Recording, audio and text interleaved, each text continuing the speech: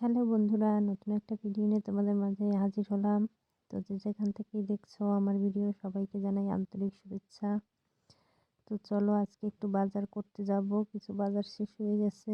তো অন্যকে নিয়ে যাচ্ছি, কাছেই এই জন্য হেঁটে যাচ্ছি।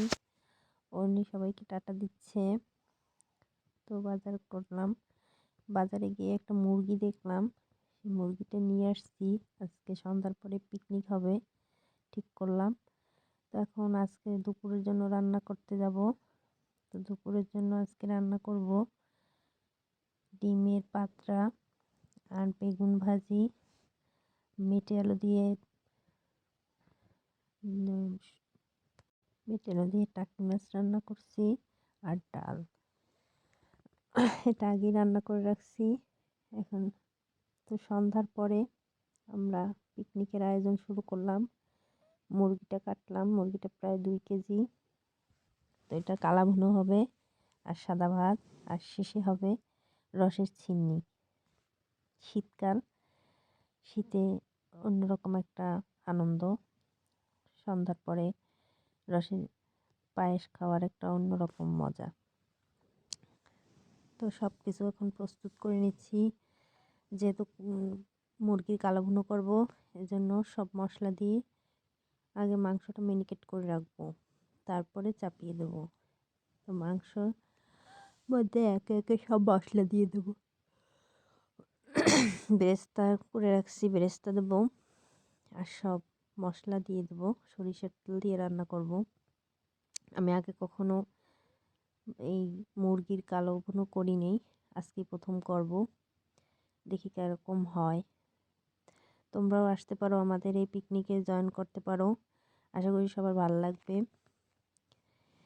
এবার 31st করতে পারি নাই, তো আজকে একটা ছোটোখাটো পিকনিক হয়ে যাবে 10-12 জন মিলে। অন্যরকম একটা আনন্দ, খুব ভালো লাগতেছে। সবাই মিলে কাজ করতেছি, সবাই আমাকে সহযোগিতা করতেছে। কাঠের চুলায় রান্নার আসলে খাবারের স্বাদটাই অন্যরকম। তো আজকে কাঠের চুলায় রান্না করব, সবসময় তো গ্যাসেই রান্না করি, আজকে কাঠের চুলায় রান্না করব। খুব ভালো লাগতেছে। একটু সন্ধ্যার পর ঠান্ডাটাও কম ছিল, বাইরে বসে রান্না করা, সবাই মিলে আনন্দ করতেছে।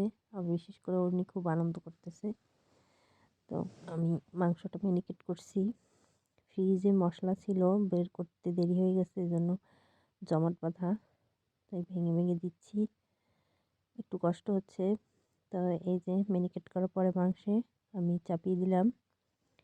যেহেতু কালা ভুনা হবে তাই জল দেবো না, শুধু একটু মশলা ধোয়ার পরে যে মাংসটা দেওয়ার পরে যে টুকু ছিল মশলাটা একটু ধুয়ে অল্প একটু জল দিয়ে দিচ্ছি। এটা ঢেকে ঢেকে রান্না করব, বেশি সময় লাগবে না। আর যেহেতু মাটির চুলায় রান্না তাড়াতাড়ি হয়ে যাবে। তো আমার রান্না হয়ে গেছে, এরপর আমরা সবাই মিলে খেতে বসলাম। যেহেতু জায়গা কম তাই 6-7 জন আগেই খেয়ে উঠছে, এখন আমরা যে কয়জন আছি তারা বসলাম। এই যে খাবারের সাথে সাথেই আবার রস নিয়ে আসছে,